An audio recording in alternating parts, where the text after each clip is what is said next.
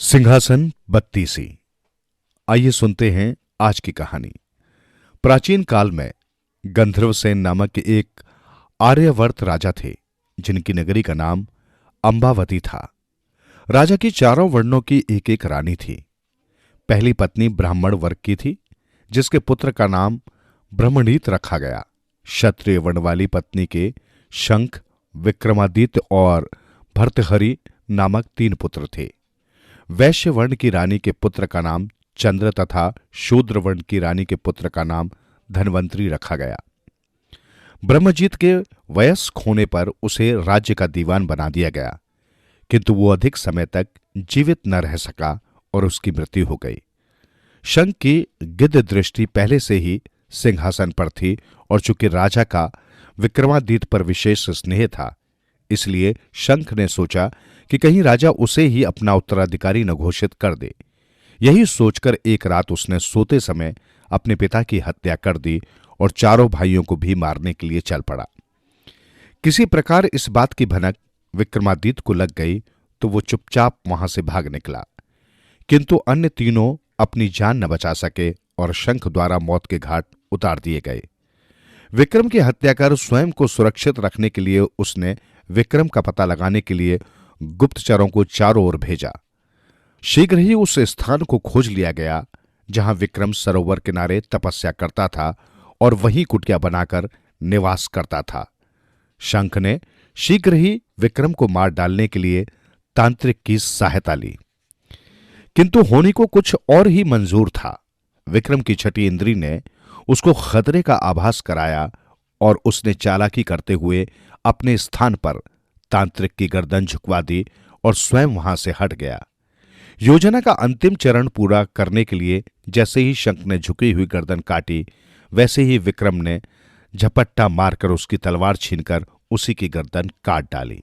फिर विक्रम शंख के कटे हुए सिर को लेकर राजमहल में जा पहुंचा, जिसे देखकर शंख के समर्थकों का अपने प्राणों का भय सताने लगा और वे वहां से भाग निकले।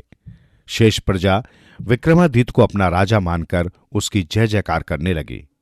उज्जैन का सिंहासन संभालकर विक्रमादित्य तन मन धन से प्रजा का पालन करने लगे। एक दिन विक्रमादित्य कुछ सहयोगियों सहित शिकार के लिए जंगल की ओर गए। एक सुंदर हिरण के पीछे पीछे वो अकेले ही बहुत दूर निकल आए और उन्हें दिशाभ्रम हो गया। कुछ देर भटकने के पश्चात उन्हें एक अद्भुत महल दिखाई दिया। महल के बाहर उनकी भेंट उस महल के दीवान लूत वरण से हुई। उसने विक्रमादित्य को बताया कि महल महापराक्रमी, ऐश्वर्यशाली एवं महादानी राजा बाहुबल का है। विक्रम को महल के भीतर ले जाते हुए लूतवरण ने बताया कि बाहुबल पर देवों की असीम कृपा है। स्वयं भगवान शिव ने उन्हें रतन जड़ित सिंहासन प्रसाद स्वरूप प्रदान किया है।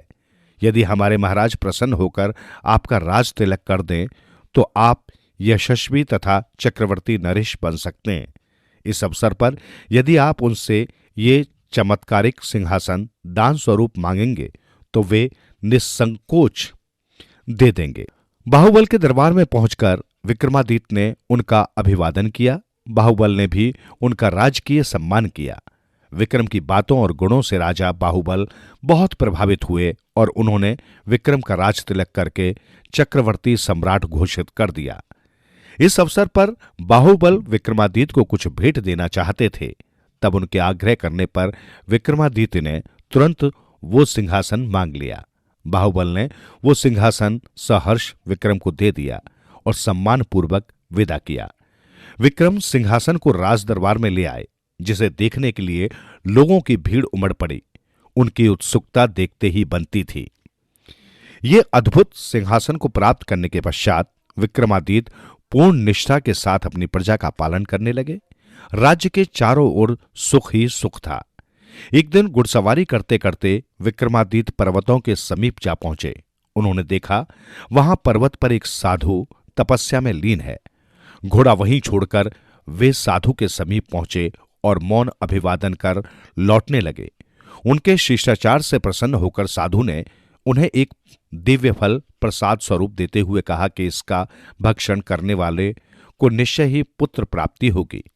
साधु से फल लेकर राजा प्रसन्नचित हो उन्हें शीश नवाकर वहां से लौट चला। राजा ने वो फल अपनी रानी को दिया और उसके गुणों के विषय में भी बताया। रानी ने वो फल एक नगर कोतवाल को दे दिया। उस कोतवाल से रानी को विशेष लगाव था। नगर कोतवाल के द्वारा वो फल एक वेश्या तक जा पहुंचा और वेश्या द्वारा फिर राजा के समक्ष प्रस्तुत किया गया। जब राजा ने वेश्या से फल के बारे में पूछा तो उसने कोतवाल का नाम लिया, जिससे राजा को समझते देर न लगी कि उसकी पत्नी उसके प्रति विश्वास पात्र नहीं है। किंतु फिर भी अपने मन को समझाने के लिए राजा ने अपनी पत्नी से फल के विषय में पूछा तो उसने कहा कि उसने वो फल खा लिया है। तब राजा द्वारा फल दिखाए जाने पर रानी के पैरों तले जमीन खिसक गई। रानी का ये छल राजा से सहन न किया जा सका और वो सब कुछ त्याग कर तपस्या के लिए वन में चला गया। जब देवराज इंद्र को विक्रम के इस प्रकार राज्य छोड़कर चले जाने का पता चला तो राज्य की सुरक्षा हेतु उन्होंने अपना देव वहां भेज दिया। बहुत समय पश्चात विक्रमादित्य का मन अपने राज्य और प्रजा के लिए विचलित हो उठा। उसी क्षण वो अपने राज्य के लिए चल पड़ा। आधी रात का समय था। जो ही उसने अपने राज्य की सीमा में प्रवेश करना चाहा, इंद्रदेव द्वारा भेजे गए देवदूत ने उसे रोक दिया और उसका परिचय मांगा। राजा बोला, मैं चक्रवर्ती नरेश विक्रमादित्य हूं और ये मेरा राज्य है। विक्रमादित्य वैरागी हो चुका है और वो वन में अखंड साधना में लीन है। यदि फिर भी तू स्वयं को विक्रमादित्य बता रहा है तो मुझसे द्वंद्व युद्ध कर मुझे हरा कर दिखा। अगले ही पल दोनों आमने सामने थे। उस देवदूत को हराने में विक्रमादित्य को अधिक समय नहीं लगा। अपनी हार स्वीकार करते हुए देवदूत ने उनकी अधीनता स्वीकार कर ली। जाने से पहले उसने विक्रमादित्य को बताया कि उसका कोई शत्रु पिछले जन्म का बदला लेने के लिए योगी बनकर सिद्धि कर रहा है। यदि राजा उसे अपने रास्ते से हटाने में सफल रहा तो प्रजा पालन का सुख भोगेगा। विक्रमादित्य द्वारा पूछे जाने पर देवदूत ने उसके शत्रु का पता ठिकाना सब बता दिया और स्वयं इंद्रलोक को गमन कर गया। दरबार में पहुंचकर विक्रमादित्य को पता चला कि उसकी विश्वासघाती रानी ने अपने कुकृत्य का प्रायश्चित करते हुए विष पीकर अपने प्राण त्याग दिए। ये जानकर राजा के मन को बहुत शांति मिली। कुछ समय पश्चात राज दरबार में एक योगी ने राजा के समक्ष सहायता की गुहार लगाई। राजा ने जब अपने सैनिक उसके साथ भेजने चाहे तो उसने कहा, महाराज, मैं आपसे मदद चाहता हूं, आपके सैनिकों से नहीं। यदि आप मेरी मदद करना चाहते हैं तो स्वयं मेरे साथ चलिए, अन्यथा मुझे आपके द्वार से खाली हाथ लौटना पड़ेगा। विक्रम अपने द्वार पर आए याचक को खाली हाथ नहीं लौटा सकता था, अतः उसे योगी के साथ जाना पड़ा। विक्रमादित्य को लेकर योगी एक शयन कक्ष में पहुंचा। वहां उसने विक्रम से पेड़ पर लटके एक वेताल को लाने के लिए कहा।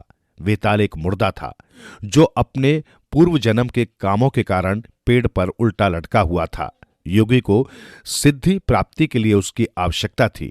राजा पेड़ के पास पहुंचा, पेड़ पर लटके वेताल को उतारकर अपने कंधे पर डाला और चल पड़ा।